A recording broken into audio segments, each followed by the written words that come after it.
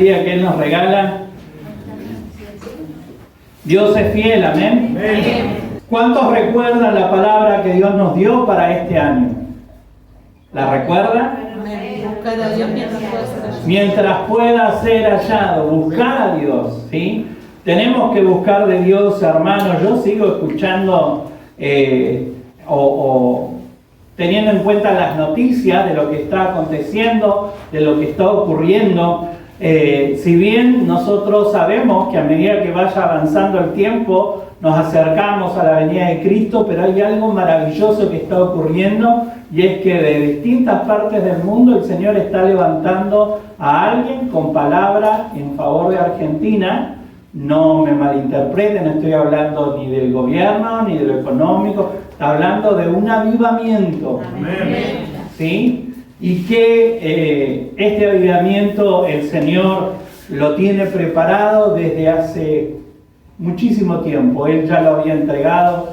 Argentina se está preparando, hermano. Por eso usted aproveche las oportunidades, congréguese, busque de Dios, separe tiempo en su casa, busque la llenura del Espíritu Santo, porque se acercan tiempos especiales. Amén. Amén. Si hay algo, hermano, que a mí me gusta de vez en cuando, y a veces no tenemos tele de aire, en cierta manera, tenemos todo por internet, así que se corta internet, se nos terminó la tele, todo, nada.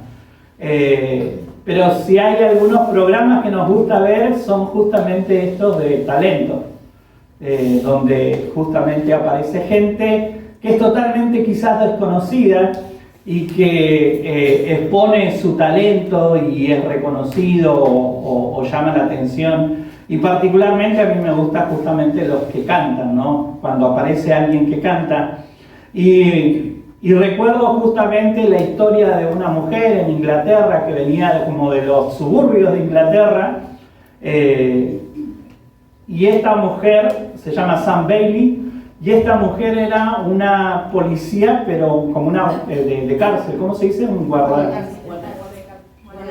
Ahí está, usted le sale a mí, ¿no? Pero en definitiva era una mujer policía que trabaja en la cárcel. Y esta mujer se presenta a justamente Got Talent de Inglaterra. Y hermanos, una voz espectacular. Fue avanzando hasta que ganó. Llegó a la final y ganó, ¿no? Pero lo que más me llamó la atención justamente que era alguien que venía no de estudios de música o que se dedicaba a la música, sino que ella quería cantar y le gustaba cantar. Y se presentó y se mostró y bueno, y la eligieron y pudo avanzar y llegó a ser reconocida. Y yo a veces pienso que estamos en tiempos justamente donde todo se muestra, donde todo tiene que ver con la gracia y el talento que se manifiesta o que se muestra. Y a veces pensamos sin darnos cuenta que esto también ocurre dentro de la iglesia, que esto es algo que Dios, es como que cada culto es un Got Talent de Dios, donde nos está mirando y según cómo nos destacamos, bueno, alguno va a avanzar y otro va a quedar no va a avanzar mucho, ¿no? Y a veces, vuelvo a repetir, pensamos que se puede dar de esta manera, que los que están al frente o que son un poco más visibles, están en ese lugar por cuestiones de talento. Y la realidad es que no es así, hermano. La realidad pasa por otro lado. Si bien cuenta y es, podríamos decir, cierto porcentaje de talento y de gracia, pero la realidad es que tiene que ver con la obra de Dios sobre nuestra vida. Por eso nosotros tenemos que, en un punto, una de las charlas que hemos tenido con respecto a los que están en la alabanza y los que permanecen y los que están, es justamente tratar de apuntar siempre a la fe y no al talento o a la gracia, porque a veces se premia más el talento y hay gente talentosa pero que no tiene fe o que tiene una vida desastrosa en Cristo. Y la realidad es que no apuntamos a eso. Dentro de nuestras posibilidades nosotros queremos que la gente que está no solamente tenga gracia y tenga talento, sino que también pueda estar llena de la presencia de Dios, buscar de Dios, tener una vida con el Señor. Y hay un momento específico en la historia del pueblo de Dios donde se manifestó claramente esto. Y yo quiero poder compartirlo con ustedes. Y el Señor me hablaba justamente con respecto a este pasaje como tiempo de protagonista. Porque Dios desea un tiempo especial y para este tiempo especial necesita gente que desee ser protagonista, que sea parte, que esté ahí en el escenario central de lo que Él quiere hacer. No estoy hablando de lo natural ni de las luces que se puedan encender, estoy hablando del obrar de Dios. Amén. Tiempos especiales necesitan de protagonistas que sean llamados y levantados por el Señor. Y acá es donde cada uno va a tener que ver qué le va a responder a Dios. Ya eso es cuestión de cada uno. Permítanme que podamos reflexionar en la palabra de Dios en Éxodo capítulo 35. Éxodo 35, del 30 al 34. ¿Lo encontró? Amén. Amén.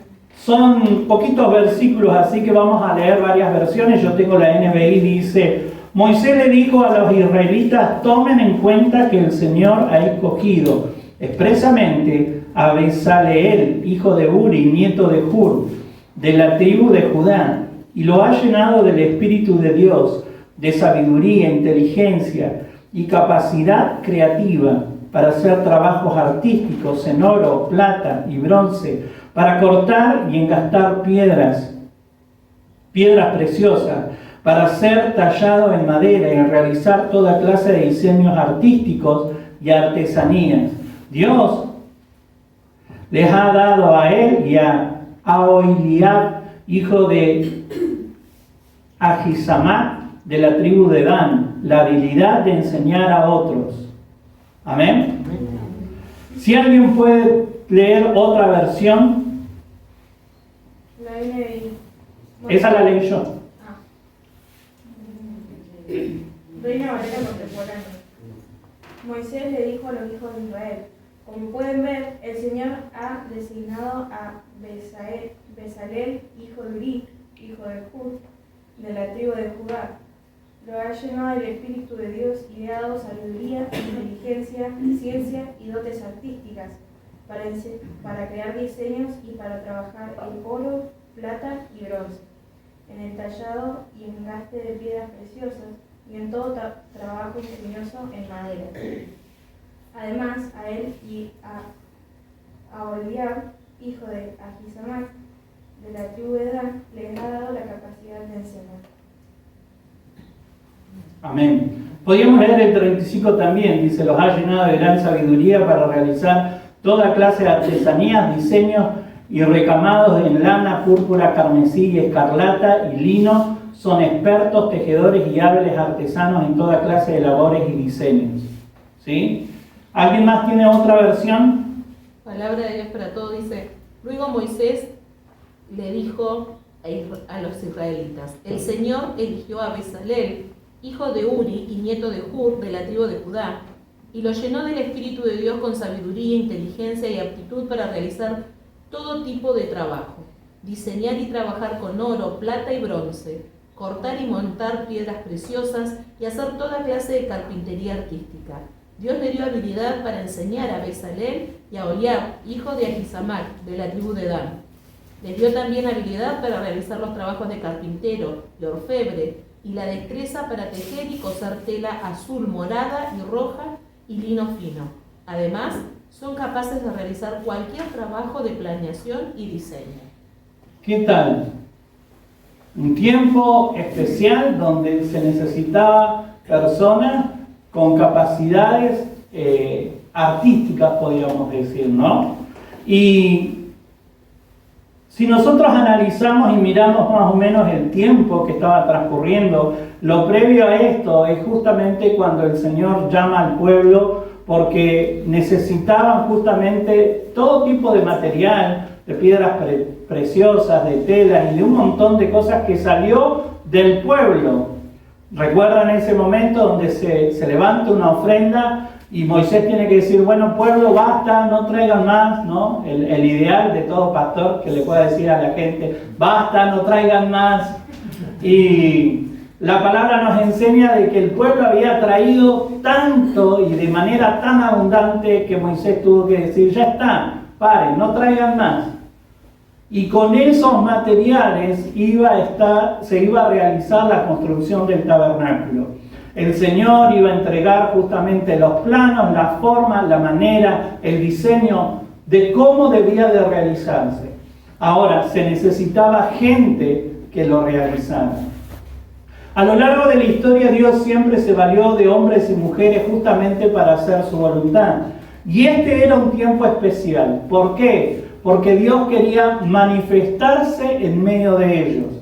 Ustedes saben que lo que Dios estableció para este tiempo, donde ellos salieron de Egipto y después anduvieron dando vuelta por el desierto, lo que Dios estableció es que Él quería manifestarse en medio de ellos a través del tabernáculo.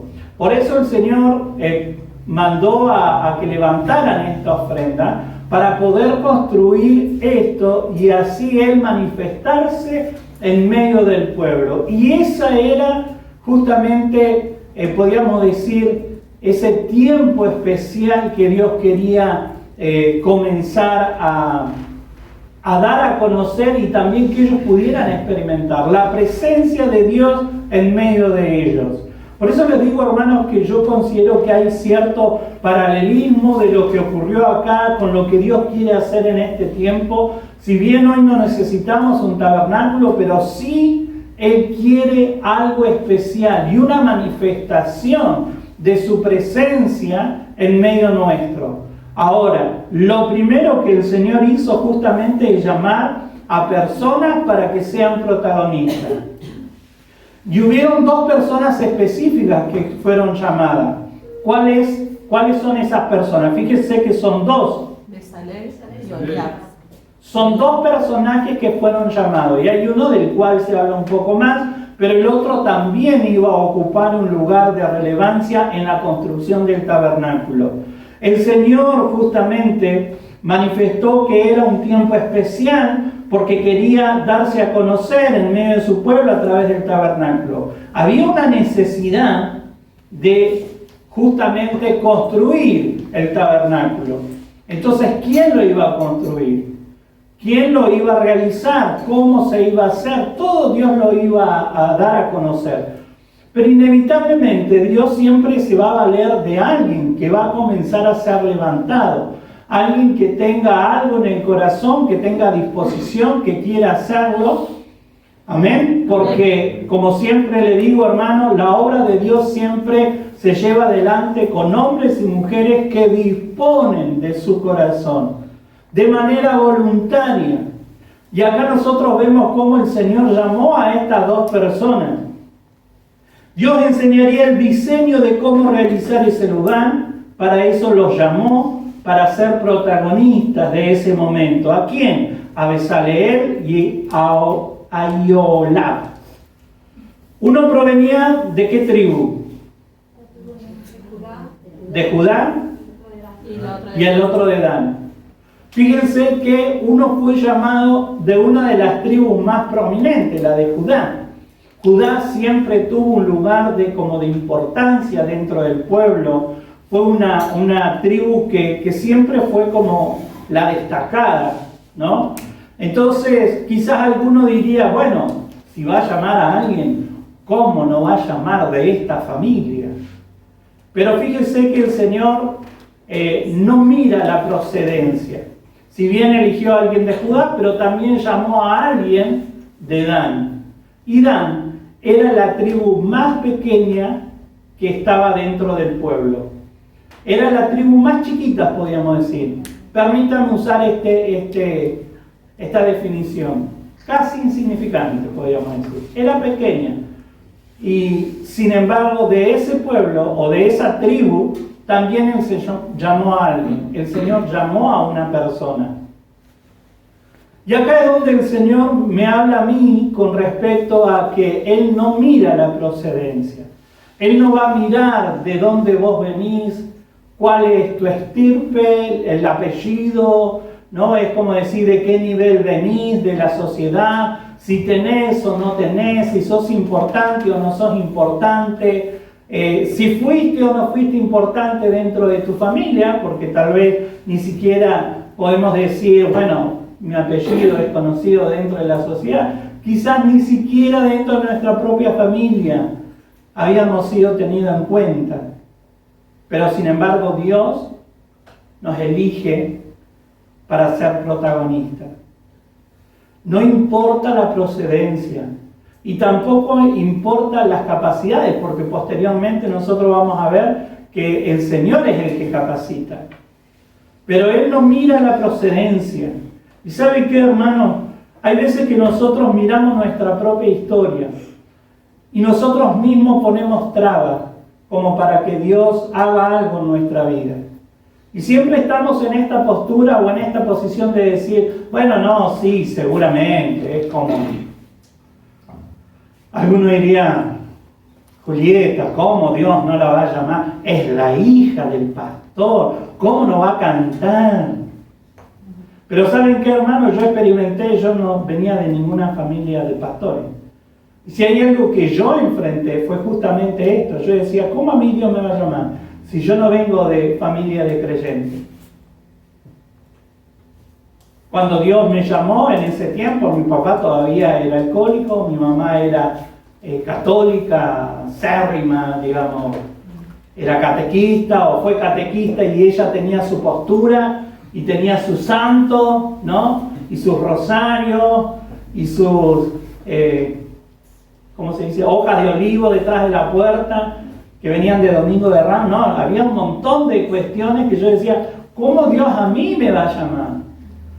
Tal vez otros sí, bueno, no sé, Dios llamó a Jonathan, sus papás creyentes, o por ahí a la pastora, que sus papás son pastores, ¿cómo no lo va a llamar? Es como decir la obviedad de llamar de la tribu de Judá, pero también llamó a alguien de la tribu de Dan. Entonces Dios no mira tu procedencia, Jonathan Alton. Dios no mira la procedencia. Y si hay algo que yo tengo que aprender, hermano, es justamente a entender que no importa mi historia, sino la disposición de mi corazón. Y que cuando Dios dice es este, es este. Cuando Dios dice elijo a tal o a cual, no hay vuelta. Es Dios, es la obra de Dios. Y Dios sabe a quién elige. Dios nunca se equivoca. Entonces, hermano, cuando alguien en algún momento le dijo, hermano, hay algo especial sobre tu vida, por algo es. Porque es así, hermano. Dios sabe cómo hace las cosas. Dios sabe cómo hace las cosas. Y a veces pensamos, como les decía, que seguramente estas personas en algo se destacaban. Algo tenían especial como para justamente que Dios los llamara. Pero si nosotros miramos el texto, dice, Moisés le dijo a los israelitas, tomen en cuenta que el Señor ha escogido expresamente, el Señor expresamente ha elegido a Bezaleel, hijo de Uri, nieto de Hur, de la tribu de Judá, y lo ha llenado. Y lo ha llenado. Dios no dijo, yo elegí a este porque mirá qué tremendo cómo canta. Mirá la voz que tiene, mirá la gracia, el porte que tiene. ¿Recuerdan cuando Samuel va a elegir rey? Y que comienza a decir, uy, mirá el porte que tiene, mirá la facha. Ezequiel, cómo Dios no lo va a usar, mirá la facha que tiene, alto, grande. Con nombre de profeta, Ezequiel, ¿cómo Dios no lo va a usar? Pero el Señor dice, no mires el exterior, porque yo miro el corazón. Yo no miro lo que mira el hombre, yo miro el corazón. Así que más allá de la facha, hermano, hay que guardar el corazón y hay que ser bello en el corazón. Algo tiene que ocurrir interiormente como para que Dios nos tenga presente. Ahora, acá es donde también podemos profundizar y decir, bueno, tal vez eran muy nobles, era gente muy buena. Pero la palabra no me dice eso. La palabra me dice, y lo ha llenado. Hermano, para que algo sea lleno, tiene que estar vacío. Amén. Para que algo sea lleno, tiene que estar vacío. Y para que Dios pueda encontrar un corazón para llenar, quizás lo único que tiene es un corazón vacío. Porque a veces nosotros decimos, no, seguramente va a usar a este, porque mirá lo bueno que es, mirá cómo se comporta, mirá cómo... A veces Dios busca una vasija vacía para ser llena. Y ahí es donde ocurren los milagros, ahí es donde nosotros podemos comprobar que es el poder de Dios y no el hombre, no la capacidad del hombre, porque a veces podemos equivocarnos en esto. Y quizás hasta nos podemos comportar como Samuel diciendo, es este, mirá el porte, mirá la forma, mirá cómo se comporta, mirá lo bueno que es, ¿cómo no lo vamos a elegir? Señor, ¿cómo no lo vas a usar? Pero a veces Dios está buscando un corazón que quiera ser lleno. Un corazón vacío, una vasija simple de barro. Y ahí es donde interviene Dios. Y ahí es donde la gloria de Dios se manifiesta sobre estas personas. Por eso, hermano, no mire su condición, no mire su historia. Dios quiere llamarlo a ser protagonista en este tiempo. Hermano, estamos hablando del último y gran avivamiento en el que usted y yo podemos ser parte. Yo lo anhelo, yo lo deseo, hermano. Y que la iglesia pueda experimentar lo mismo en este tiempo. La iglesia de Jesucristo, no estoy hablando solamente acá, la iglesia de Jesucristo. Porque es la oportunidad. Es la gran última oportunidad. Y yo quiero estar ahí, hermano. Yo quiero ser de los que está ahí. Quiero ser un Bezaleel o una Ayolab, no sé. Pero que Dios pueda encontrar este corazón dispuesto a ser lleno. Y hermano, cuando Dios nos llena de su presencia, las capacidades se sueltan. Amén. Cuando buscamos la llenura de Dios, es cuando las capacidades se sueltan. Porque somos capacitados por el Señor. Y lo ha llenado del Espíritu de Dios, de sabiduría, inteligencia, capacidad creativa, hermano. Hoy necesitamos capacidad creativa. Hoy necesitamos que el Señor nos ayude a predicar la palabra de tal forma y de manera tan creativa que pueda llegar al corazón de las personas. No estoy diciendo hagamos un show, pongamos luz y soltemos humo en la iglesia para que vengan los muchachos jóvenes a la iglesia. No estoy diciendo eso. Estoy diciendo de predicar de manera creativa para que la gente pueda comprender la palabra y no un mensaje religioso. O no nos podemos quedar solamente con ir y entregar un folleto. Hermano, a mí me tocó enfrentar una situación en un momento, estando en Paraguay, donde yo salí con toda mi buena intención con el grupo de evangelismo a predicar a las calles y le prediqué a una señora que abrió su corazón y le entregué el folleto y ella con lágrimas en los ojos me dijo, no sé leer. Para mí esto es algo bonito de color, nada más. Y para mí fue un choque, hermano, porque yo en mi mente yo decía, ¿cómo no vas a saber leer? Pero no porque yo estoy juzgando, sino porque a veces nosotros damos por sentado tantas cosas. Y ahí es donde nosotros se tiene que desatar algo especial para poder transmitir, para poder llegar a los hermanos mayores, a los jóvenes, a los adolescentes, a los niños. Hermanos, hoy estamos enfrentando justamente una especie de crisis en la educación, tanto en la secular como en la cristiana. ¿Por qué? Porque hay tanto estímulo tecnológico, que ¿cómo haces para tenerlo atento y que te preste atención y que escuche la palabra? Porque hay veces que nosotros parece que estamos, pero no estamos, porque nuestra cabeza ya voló. Tengo algunos discípulos un poco dispersos. Ahí te sentiste tocado. ¿Qué pasó? No di nombre. Pero la realidad, hermano, es que nosotros necesitamos que esa creatividad se suelte, y es a través de la obra del Espíritu Santo. Amén. Fíjense que habla de sabiduría, inteligencia. Hay personas que es como que se quedan con lo que siempre le dijeron de chico. No, vos sos un burro. Vos nunca vas a aprender. Y hay gente que se sigue moviendo así. No, yo no leo mucho la Biblia porque no me queda. Porque no me queda la Biblia. No memorizan, no avanzan, no crecen. Pero acá dice, no solamente sabiduría para saber tomar decisiones, sino también inteligencia, hermano. Algo se tiene que destrabar en nuestra mente, en nuestro corazón. Aún para lo secular. Y eso va a ocurrir cuando yo experimente la llenura del Espíritu Santo. Fíjense cuánto beneficio para nuestra vida. Pero sin embargo, no nos tomamos un tiempo para buscar de Dios. No separamos tiempo para llenarnos de la presencia de Dios.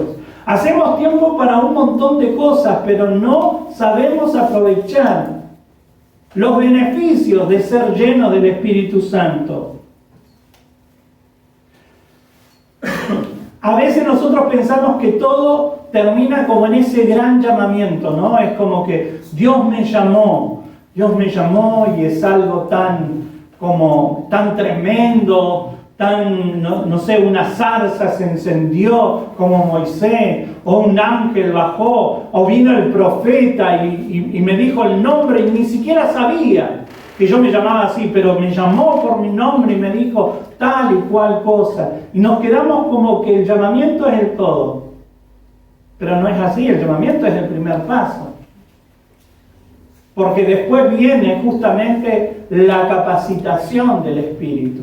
Pero para eso tengo que buscar el llenamiento, la llenura, hermano. Una y otra vez le vuelvo a repetir. Buscar de la llenura. Porque ahí es donde somos capacitados. ¿Habrá en esta mañana un corazón disponible para ser capacitado por Dios? Amén. Que podamos tener ese corazón dispuesto. Que podamos ser esa vasija que tal vez le diga al Señor, acá estoy a medio pelo, estoy medio vacío, estoy vacío seco. Bueno, la obra del Espíritu se puede desatar sobre nuestra vida. Y las capacidades se van a soltar. Dios nos va a capacitar. Hermanos, recordemos que ellos venían de un tiempo de esclavitud. Cuando ellos salieron de Egipto, ¿durante cuánto tiempo fueron esclavos? Más o menos. Más de 400 años de esclavitud en Egipto. Entonces imagínense que ellos, en el último periodo, lo que nos da a entender de que ellos realizaban justamente como esclavos carga pesada. Todo trabajo pesado. ¿Recuerdan cuando Faraón se enojó? ¿Qué les dijo? ¿Qué dijo Faraón? Si estos tienen tiempo para andar queriendo adorarle, bueno, le vamos a cortar los suministros, que lo vayan a buscar ellos. ¿Y qué tenían que hacer ellos? Ladrillo. Ladrillo, mañana, tarde y noche, mañana, tarde y noche. Salía el sol y arrancaban sus labores para hacer ladrillo. Terminaba el día y ¿de dónde salían? De hacer ladrillo. Tenían mentalidad de ladrillo, hermano. Ahora, fíjese lo que dice la palabra, que fueron llenos. Y acá está hablando de una transformación, porque acá había capacidades que se comenzaron a soltar, capacidades artísticas. ¿Ha visto alguna vez las manos de un albañil después de 20 años o 30 años de trabajo en esa área? Su mano, hermano, seguramente que están sedosas. Yo me acuerdo de las manos de mi papá. que tenía hasta los dedos duros, así, la última falange no la movía. Y él se tenía que echar aceite para tratar de... Sí, porque se le partían. Entonces imagínense, o trate de imaginarse una persona así, que yo le hubiera dicho, bueno, a ver, agarrar una tijerita, vamos a cortar una figurita, vamos a hacer unas casitas. Ni le entraban las tijeras en los dedos a mi papá. ¿Por qué? Porque su trabajo era un trabajo de esfuerzo. Entonces, hermanos, tenemos que tratar de mentalizarnos en esto. Entender de que ellos venían de 400 años de trabajo de esclavitud, de un trabajo, permítanme decirlo así, como en bruto, que los embruteció.